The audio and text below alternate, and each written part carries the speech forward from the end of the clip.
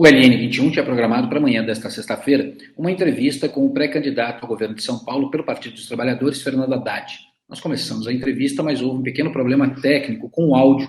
Por conta disso, suspendemos a transmissão ao vivo, mas gravamos a entrevista que você vai poder acompanhar agora na íntegra.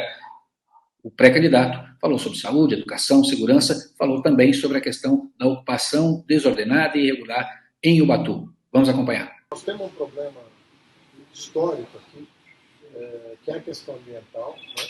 Que é a preservação do meio ambiente. Agora, as comunidades tradicionais fazem parte da solução, e não do problema, né? O problema é infraestrutura, especulação imobiliária, uma série de coisas que afetam o aquecimento global, que está comendo parte do litoral, né? Isso ocupação em área de risco por falta de política habitacional. São essas coisas que deveriam estar preocupando os governos, e a gente tem um descaso completo, né, tanto do governo estadual quanto do governo federal com esse estado de coisas. Então eu acredito que nós temos que recolocar essa questão em um outro plano, né? No plano de um desenvolvimento sustentável, de que você consiga encontrar o caminho, né, de melhorar a infraestrutura, sobretudo tecnológica, né? Tem muita demanda para trazer cursos para cá de fronteira, né? Muitos pedidos para que tenham cursos. Eu instalei um Instituto Federal aqui no Litoral Norte, né? O IFE. O IFE é uma coisa muito importante. Nós podíamos expandir isso para oferecer alternativas de desenvolvimento para cá que não afetem a questão ambiental, né? Essa questão que o senhor falou sobre ocupação desordenada, que é um dos grandes problemas do Litoral Norte. Grandes problemas. A ocupação irregular. E ela, de alguma forma, ela dialoga com outro problema que também é muito sério, e aí o governo do Estado pode ter um papel nesse processo, que é a questão do saneamento básico, né? Nós temos a questão da Sabesp, nós temos uma série de situações de características próprias em determinadas comunidades, onde realmente não vai ser possível ter o saneamento básico tradicional, a gente vai ter que achar alternativas. Como que o governo do Estado pode trabalhar nesse sentido para que a gente tenha esse aumento, não só na captação, mas principalmente no tratamento do saneamento, porque isso acaba impactando diretamente nas nossas riquezas, que são as praias. Olha, a primeira coisa é não privatizar a Sabesp. A Sabesp é uma empresa que pode e deve fazer novas parcerias com municípios, com empresas privadas, mas ela não deve perder o controle da expansão do saneamento no estado de São Paulo. Tem total condição de repensar o papel da Sabesp e patrocinar, debaixo do guarda-chuva Sabesp, patrocinar parcerias público-públicas e público-privadas.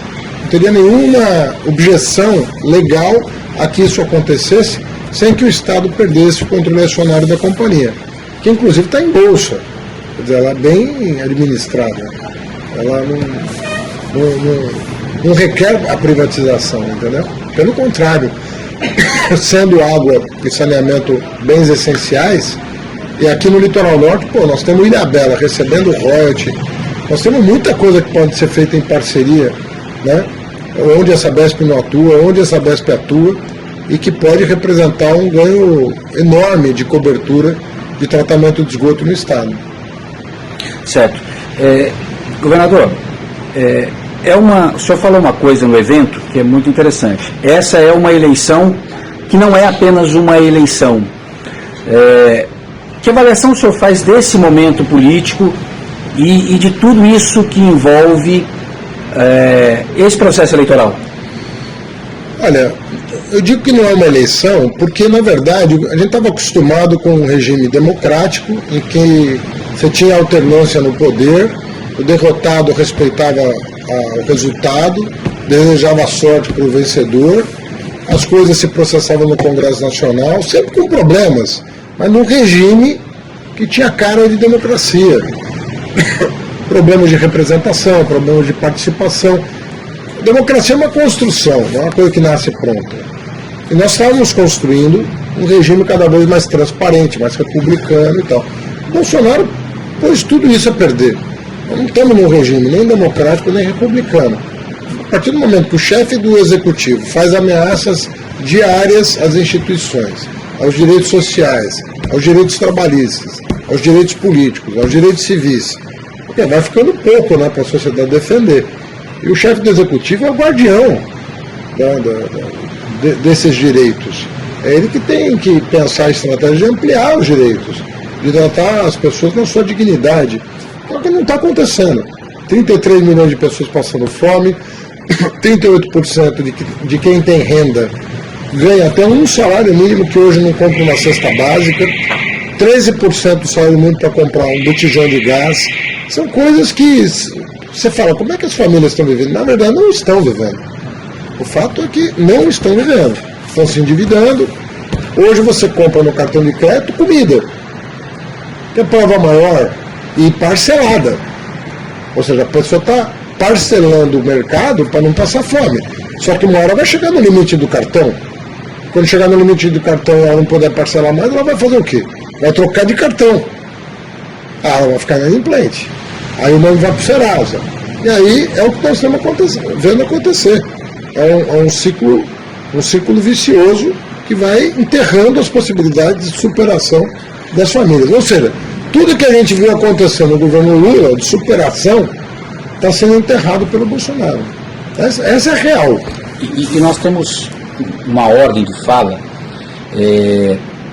desse governo que está e dessa situação, que é assim, o argumento é, defenderam tanto o fique em casa, a economia veio depois, que agora nós estamos colhendo as consequências. Que avaliação o senhor faz desse momento e dessa situação, e principalmente dessa fala? Olha, eu acho que o Bolsonaro, de longe, né, talvez ele concorra com alguma facilidade ao prêmio de pior gestor da pandemia. Porque eu vou lembrar você a cronologia dos fatos. Tá? A ciência, que é hoje quase um milagre, a ciência conseguiu produzir, em menos de um ano, 5 vacinas, ou 4 se quiser, contra a Covid-19. Isso é um marco histórico. A ciência precisa de 3, 4, 5 anos para produzir uma vacina, produziu em 1. O Bolsonaro tinha a oportunidade de, em agosto, começar a encomendar as vacinas. Agosto de 2020. Começar a encomendar as vacinas. Pois ele não encomenda as vacinas, faz pouco caso das vacinas, faz pouco caso das mensagens que recebeu dos vários laboratórios produtores, corta o auxílio emergencial antes da população estar imunizada, a população vai para a rua em busca do sustento, morrem 400 mil brasileiros e brasileiras, o dobro do que no primeiro ano da pandemia, que não tinha vacina. Eu não consigo ver tragédia maior do que essa. Então ele é um irresponsável, e quando é chamado de genocida, ele não tem do que reclamar, porque ele produziu uma quantidade de mortes completamente evitáveis no nosso país. Isso é que não se admite, entendeu? Quando o próprio chefe do executivo promove, né, uma situação de caos sanitário. Tanto é verdade que agora, no último segundo do jogo, ele está querendo liberar os cofres para o Centrão, para o auxílio isso, auxílio aquilo, um ato desesperado, chamam até de PEC kamikaze, um ato desesperado para ver se ele consegue resistir ao favoritismo do Lula. O Estado de São Paulo é, sem dúvida, a mola mestra, né, em função do seu PIB, em função das questões de ordem econômica. Talvez tenha sido um dos que tenha atravessado esse processo de pandemia com menos danos se comparado a vários outros estados. Mesmo assim, a situação ainda não é positiva. A gente ainda tem uma população em relação a desemprego, em relação à fome, em relação... O que é possível o governo do estado, diante do que ele tem de possibilidades, fazer para que a gente tenha uma melhora dessa condição do padrão de vida das pessoas? Então, o governo do estado, ele errou por uma outra ponta. Ele errou ao aumentar impostos durante a pandemia. O São Paulo já sofre a guerra fiscal, de Minas, Mato Grosso do Sul, Paraná, já sofre com a guerra fiscal. E o Dória e o Rodrigo Garcia agravaram esse problema. Agravaram o problema da guerra fiscal ao aumentar alíquotas de alíquota de ICMS de vários produtos, inclusive alguns de primeira necessidade, como é o caso de alimentos. como é o caso de combustíveis, como é o caso de material de construção. Então você teve um problema grave. E São Paulo está exportando emprego para Minas Gerais, sobretudo, está exportando emprego. Você vai para a Extrema, lá em Minas Gerais, as empresas são todas de São Paulo, foram buscar um ecossistema econômico mais favorável para o seu desenvolvimento, porque São Paulo está expulsando as empresas daqui. Então Dória errou feio nisso. Eu acho que errou também na condução da disputa com o governo federal sobre a vacina. Ele poderia ter liderado, não como opositor, mas como um coordenador político, trazido a pessoa de cada estado para se vacinar, trazido os governadores para a solenidade, ter compartilhado a conquista do Butantan, né, que agora parou de produzir, inclusive. Né. Então eu acho ali se perdeu uma oportunidade de uma conciliação no país em proveito da saúde pública. São danos que vão ser resolvidos agora na eleição, sobretudo se a gente tiver um alinhamento entre o governo federal e o governo estadual. Certo. Nós estamos sempre no tripé: saúde, educação e segurança. Certo. O senhor passou rapidamente por segurança, mas vamos falar de educação, até porque a gente recebeu, quando a gente anunciou a entrevista, algumas colocações, um deles do professor Cleiton Meirelles, que fala justamente sobre essa questão da valorização do professor, sim, alegando, né, e justificando a questão dos últimos governos, né, que foram encabeçados pelo PSDB, e uma desvalorização da categoria. Como que é possível? O que é possível fazer para que nós tenhamos uma educação realmente de qualidade, ao mesmo tempo que a gente tenha aí condições de valorizar esse professor? Olha, o Dória, ele pecou contra todo o serviço público. Obviamente que as professoras do Estado foram, sem dúvida, as que mais sentiram. Mas se perguntar para um policial militar se ele está satisfeito, se perguntar para uma enfermeira se ela está satisfeita, para um policial civil, você não vai encontrar no serviço público hoje, nas 3 áreas que você mencionou, saúde, educação e segurança, profissionais valorizados. Não vai encontrar. E pior, você tem baixo efetivo nas 3 áreas também. Sobretudo, eu vou te dizer, na Polícia Civil, é um escândalo que está acontecendo. Não tem mais investigador, porque você está todo mundo, o que sobrou da Polícia Civil está fazendo um trabalho burocrático. Mas a investigação de roubo e furto de celular não se cuida, a receptação muito menos, não se cuida da receptação. É importante prender o flagrante? Mas se você não prender o receptador, você não vai resolver o problema. São Paulo concentra de 30% a 35% hoje de roubo, furto de celular e de estelionato, que envolve celular também. O estelionato que hoje é praticado envolve o celular. Percebe? Que é o Pix da vida, são as transferências, são os empréstimos feitos em seu nome. É um escândalo. E ninguém investiga. É porque não tem quem investigue. Às vezes a Polícia Civil tem efetivo e não tem equipamento, mas na maioria das vezes não tem efetivo para fazer a investigação. Então nós temos com um drama ali. Né? Cada polícia militar com efetivo também menor, acontece dos prefeitos estarem contratando guardas civis metropolitanos para cobrir o buraco do Estado. Isso é outro drama que nós estamos vivendo. Quando a educação, nós precisamos ter claro, que é a tua pergunta, que nós estamos com um problema no Fundamental 1, grave, de alfabetização. Alguém dirá, mas isso é atribuição do prefeito, porque o Fundamental 1 está municipalizado. Mas quando todos os prefeitos estão com o mesmo problema, o assunto é do governo do Estado também. Porque ou ele lidera o processo, ou tem muita prefeitura que vai se perder no caminho. Nem todo mundo tem condições de sair sozinho. Então falta liderança no governo do Estado. Né? A questão da evasão do jovem, tanto de ensino médio quanto de educação superior, muito grave.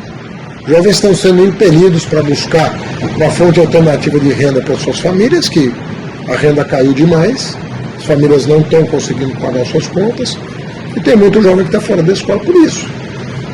Muito jovem que podia estar concluindo o ensino superior não está. Ubatuba tem um problema muito sério, que é justamente a falta de uma instituição de ensino superior, né? Os alunos... Eu abri o IFE aqui, né? Tiveram que transitar, por exemplo, 100 quilômetros, dependendo do curso, para estudar em Taubaté. Eu, inclusive, para fazer faculdade, andei durante 4 anos, 100 km de ida, 100 km de volta, todos os dias. O senhor falou a respeito do IFE, mas como governo do Estado, o que é possível fazer? É possível sonhar com uma universidade em Ubatuba? Eu acho que o IFE é um paradigma que deveria ser observado com muita atenção. Em primeiro lugar, é o melhor ensino médio do Brasil, comparável a qualquer país desenvolvido. Eu não estou falando de comparar com a média dos países desenvolvidos. Estou falando de comparar com o Japão, com a Coreia, com a Austrália. O IFE, ele forma um estudante em condições de competir em qualquer mercado de trabalho do mundo. Está pronto para a vida. Então, nós temos que observar que é uma experiência que deu muito certo. Os governadores, nem todos reconhecem que essa é uma experiência que precisa ser observada e até replicada. Eu pretendo replicar a experiência que eu tive como ministro. Deu certo, por que eu não vou repetir? Então, eu tenho condições como governador de criar esse ambiente do Instituto Federal no âmbito estadual e permitir que o jovem paulista tenha a mesma qualidade de ensino que tem no IFE. Hoje nós temos no IFE alguma coisa em torno de 50 mil alunos. Era para servir de exemplo do que fazer. Em grande parte, a reforma do ensino médio ela trouxe alguns problemas, que é a falta de um projeto político-pedagógico organizado. Então, vamos profissionalizar, mas profissionaliza sem foco. Como era no passado, antigamente se profissionalizava, todo mundo se profissionalizava no ensino médio, mas era uma profissionalização de faz de conta. Não era uma coisa focada no mercado de trabalho, no mundo do trabalho, né? Nas profissões mais modernas. Então, eu acredito que o IFE seja um exemplo a ser seguido. E a vantagem do IFE, não só que ele é o melhor ensino médio do Brasil e um dos melhores do mundo, ele dá curso superior. Ele oferece engenharias, ele oferece licenciaturas, ele oferece cursos superiores de tecnologia. Então, ele é uma unidade de ensino muito especial, assim, muito diferente de tudo que as pessoas conhecem. E eu acho que é uma coisa a ser replicada em São Paulo. Perfeito. Governador, a gente precisa encerrar por conta do seu tempo, mas não tem como eu não fazer uma pergunta que para a população de Ubatuba é extremamente importante, que é a questão da saúde. Né? Ubatuba tem uma estrutura de saúde extremamente precária, uma Santa Casa que infelizmente não dá conta da demanda, e uma rede básica está recebendo pouco financiamento. E uma rede básica que também está desestruturada. E a gente observa aí, principalmente no período de temporada, todas as dificuldades, porque a gente duplica, triplica a demanda por conta das pessoas que nos visitam. O que o governo do Estado pode fazer em relação à saúde em Ubatuba? Olha, o SUS, as pessoas pensam no SUS, posto de saúde e hospital regional. Nós devemos complementar esse pensamento. O posto de saúde é importante, o hospital regional é importante. Mas nós temos algumas estruturas intermediárias que compõem um todo. Por exemplo, a UPA. Será que nós temos a quantidade de UPAs necessárias no Estado bem distribuídas para dar conta da urgência e emergência? Outra coisa, o Hospital Dia. Eu construí 20 na cidade de São Paulo. O Hospital Dia, ele tem exame de imagem, consulta de especialidade e cirurgia eletiva, centro cirúrgico. 2, às vezes 3 centros cirúrgicos no Hospital Dia, para cirurgias eletivas que podem ser feitas em ambulatório, ou seja, a pessoa se recupera em casa, eventualmente passa um dia lá no próprio centro cirúrgico. Isso é fundamental para dar fluxo de atendimento. Você desonera o hospital regional de procedimentos que podem ser feitos fora e você dá fluxo para o sistema. Sobretudo essas 3 etapas, né? Que é a consulta de especialidade, o exame de imagem e a cirurgia eletiva. Com isso você vai ter hospitais regionais cujos leitos vão poder atender mais, porque o giro vai ser maior. Então, isso é gestão. Isso chama gestão. Aí você pergunta, tem dinheiro para isso? Tem dinheiro para isso, porque esses equipamentos não são caros. E eles desobstruem o sistema. Eles aceleram o passo. Você cria uma rotina de fluxo muito melhor do que a atual. Eu não vejo o governo do Estado. Você tem exames Às vezes eles chamam de anos mais e tudo mais, mas você não tem um critério quantitativo. Quantos hospitais dia você vai ter por 500 mil habitantes, 400 mil habitantes? Vai fazer um por 400 mil habitantes? Então São Paulo tem que ter 120. Tem 120? É assim que vai se construindo um sistema que funciona. Né? A questão da digitalização da saúde, prontuário eletrônico, telemedicina, isso agiliza tudo.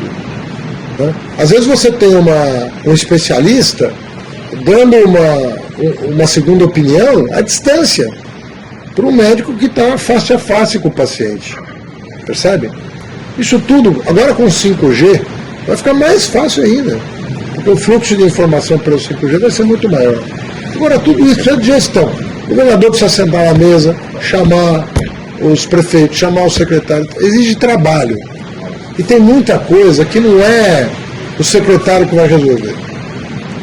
O secretário cuida um pouco da rotina, mas as grandes decisões disruptivas que mudam o padrão, ela exige o chefe do executivo à frente. Então, segurança, saúde e educação, ou o chefe do executivo chama para a mesa dele, ou não vai acontecer. Não acontece. O que eu vejo é esses governadores aí aqui, esse Rodrigo, é sempre um oba-oba de ficar assinando coisa, assinando convênio, prometendo coisa. Você não vê trabalho, sabe? Você não vê a rotina que faz chegar na ponta a mudança de mentalidade, sabe? Do serviço público, da valorização do profissional. Eu não vejo isso em São Paulo. Perfeito. Ministro, é claro que a gente teria aí horas para conversar, porque tem muito assunto, muita coisa, mas o senhor tem uma agenda para cumprir. Gostaria de agradecer demais aqui a atenção, pedir desculpas aí pelo problema com o áudio, mas não, imagina. Essas coisas infelizmente acontecem e a gente vai estar disponibilizando a entrevista aí. Obrigado pela atenção. Valeu. Obrigado. Conversamos então com o ex-prefeito de São Paulo, ex-ministro da Educação, pré-candidato ao governo de São Paulo, Fernando Haddad, conversando aqui com o portal LN21. Você já sabe as notícias do litoral no ln21.com.br.